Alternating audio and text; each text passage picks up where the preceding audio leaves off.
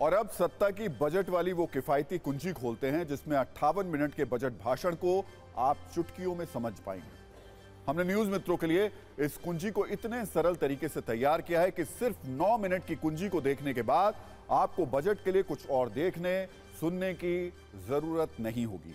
लगातार अपना छठा बजट पेश करने वाली वित्त मंत्री निर्मला सीतारमण ने अपने सबसे छोटे बजट भाषण में ना चुनावी तोहफे दिए और ना ही टैक्स का नया कोई बोझ दिया।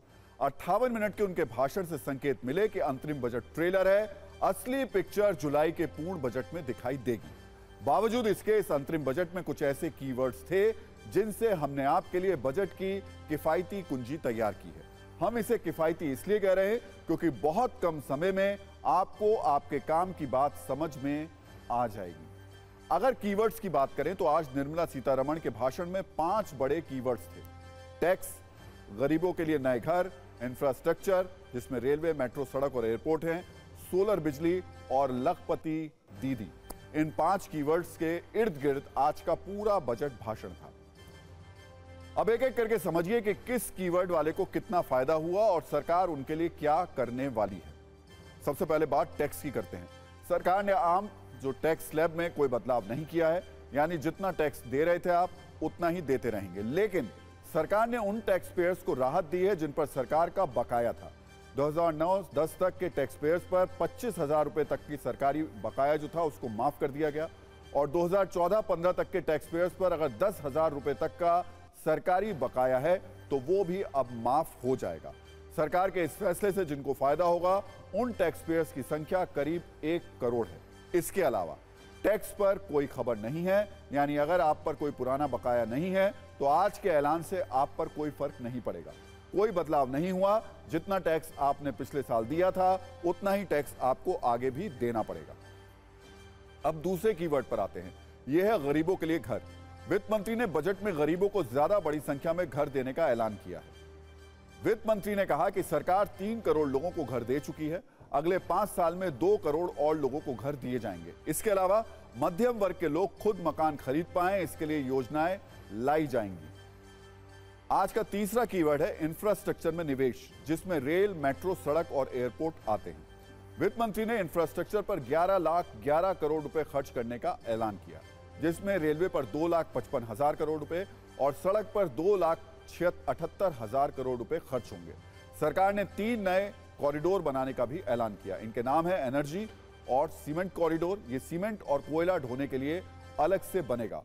पोर्ट कनेक्टिविटी कॉरिडोर, ये कॉरिडोर देश के प्रमुख बंदरगाहों को जोड़ेगा। और हाई ट्रैफिक डेंसिटी कॉरिडोर, जिस रेल रूट पर ट्रेनों की संख्या ज्यादा होगी वहां और ज्यादा रेल पटरियां बनेंगी। इसके अलावा सरकार ने करीब 40,000 सामान्य बोगियों को स्टैंडर्ड वंदे भारत बोगियों में बदलने का ऐलान किया। इसका मतलब यह कि अभी जिन ट्रेनों में पुरानी बोगियों का इस्तेमाल हो रहा है उनकी जगह अब नई ट्रेनों का जो बोगियां हैं, वंदे भारत की जो बोगियां हैं उनका इस्तेमाल किया जाएगा। वैसे आपको बता दें कि अभी देश में 40 से ज्यादा वंदे भारत ट्रेन चलाई जा रही है। बजट का चौथा कीवर्ड सोलर ऊर्जा है। वित्त मंत्री ने आज बजट में इस पर बड़ा ऐलान किया। वित्त मंत्री ने कहा कि रूफटॉप सोलर पैनल के जरिए 1 करोड़ परिवारों को हर महीने 300 यूनिट तक फ्री बिजली मिलेगी। इससे इन परिवारों को हर वर्ष 15 से 18,000 रुपए की बचत होगी। खास बात यह कि इलेक्ट्रिक वाहनों की चार्जिंग सुगम हो सकेगी। सरकार साल 2014 से नेशनल रूफटॉप स्कीम चला रही है। पीएम मोदी ने हाल ही में प्रधानमंत्री सूर्योदय योजना का भी ऐलान किया है। इनमें 1 करोड़ घरों में रूफटॉप सोलर पैनल लगेंगे। आज का आखिरी कीवर्ड है लखपति दीदी। वित्त मंत्री ने अपने सबसे छोटे भाषण में लखपति दीदी और किसानों पर काफी फोकस किया। वित्त मंत्री ने अपने भाषण में कहा कि 1 करोड़ महिलाएं पहले ही लखपति दीदी बन चुकी हैं। अब 3 करोड़ महिलाओं को लखपति दीदी बनाने का टारगेट है। वित्त मंत्री के इस छोटे और अंतरिम बजट को पीएम मोदी ने भविष्य का बजट बताया है।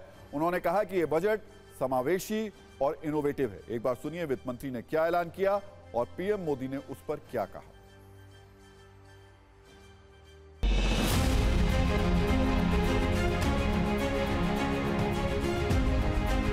यात्रियों की सुविधा, आराम और सुरक्षा बढ़ाने के लिए 40,000 सामान्य रेल डिब्बों को वंदे भारत मानकों के अनुरूप बदला जाएगा।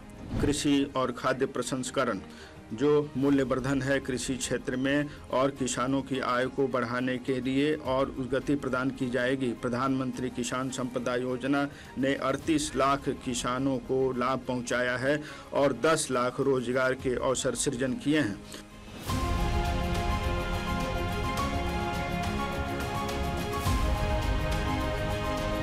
ये बजट देश के भविष्य के निर्माण का बजट है। इस बजट में 2047 के विकसित भारत की नींव को मजबूत करने की गारंटी। साथियों, हम एक बड़ा लक्ष्य तय करते हैं, उसे प्राप्त करते हैं और फिर उससे भी बड़ा लक्ष्य अपने लिए तय करते हैं। गरीबों के लिए हमने गांवों और शहरों में 4 करोड़ से अधिक घर बनाए। अब हमने 2 करोड़ और नए घर बनाने का लक्ष्य रखा है।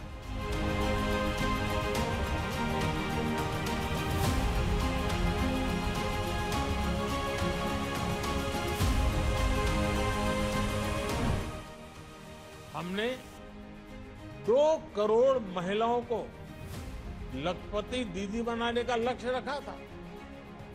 अब इस लक्ष्य को बढ़ाकर 3 करोड़ लखपति दीदी बनाने का कर दिया गया। रूफटॉप सोलर अभियान में 1 करोड़ परिवारों को सोलर रूफटॉप के माध्यम से मुफ्त बिजली प्राप्त होगी।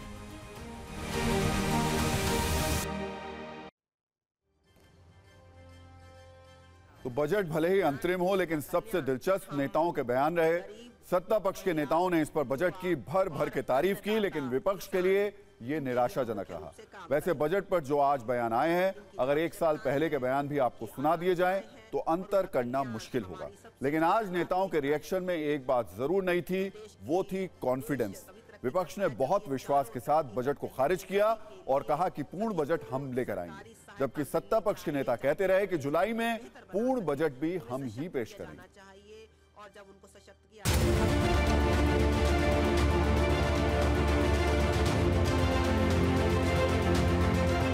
वित्त मंत्री ने अपनी वाहवाही की है और जो सरकार 10 साल पहले थी उसको नीचे दिखाने की कोशिश की है, उसका विस्तृत जवाब जब बजट के ऊपर बहस होगी उसमें दिया जाएगा। वित्त मंत्री ने विशेष कहा कि वो व्हाइट पेपर लेकर आएंगे कि कांग्रेस के कुशासन वो क्या स्वरूप लेकर क्या बोझ बना था हमारे देश पर। अंतिम सांसें गिन रहे हैं अपने देश की राजनीति में, उनको सभी अंतिम दिखाई देता होगा।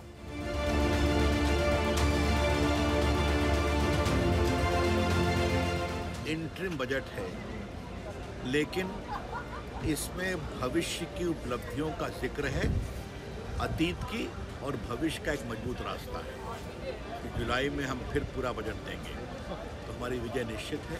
बजट में तो कुछ है ही नहीं। जब रुक गई तो मैंने समझा शायद थोड़ी देर बाद कुछ घोषणाएं करें। क्या महंगाई या बेरोजगारी से कोई रास्ता दिखाई पड़ा? इससे ज़्यादा बेकार का बजट मेरे ख्याल से मेरे जीवन में मैंने तो नहीं।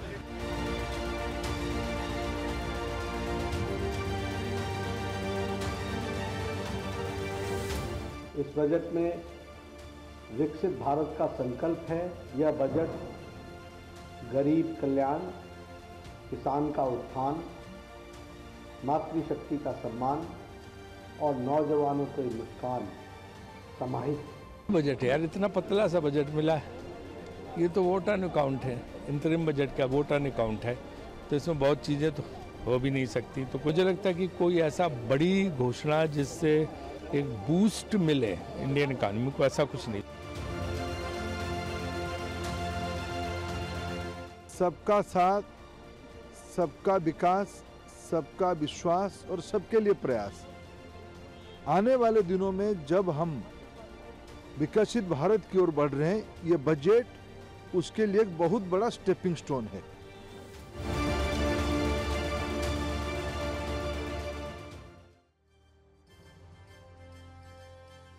तो कुल मिलाकर इस बजट को आप पूर्ण बजट का ट्रेलर कह सकते हैं, जिसमें चुनाव करीब होने के बाद भी कोई लोक लुभावना ऐलान नहीं किया गया और संकेत दिए गए कि जो होगा वो पूर्ण बजट में ही होगा।